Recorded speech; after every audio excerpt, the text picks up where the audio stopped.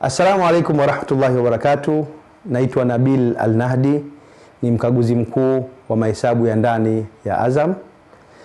Nina furaha kubwa kukualika wewe Muislamu na msiokuwa Muislamu katika mashindano makubwa zaidi ya mabara yote ulimwenguni. Mashindano haya yanaandaliwa na Al-Hikma Foundation chini ya usimamizi wa Sheikh Nurdin Kishki, yatakayofanyika katika uwanja wa Mkapa mnamo tarehe 16 mwezi wa 3 2025, Jumapili, kuanzia saa 12 asubuhi hadi saa 7 mchana.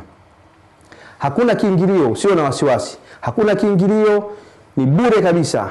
Unaingia bure, unatoka na thawabu kede kede.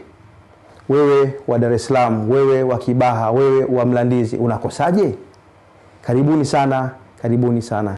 Mashindano haya yanatimiza miaka 25 tangu kuanzisha kwake, yani maana yake ni robo karne. Qur'an ima ikunyanyue au ikubwage.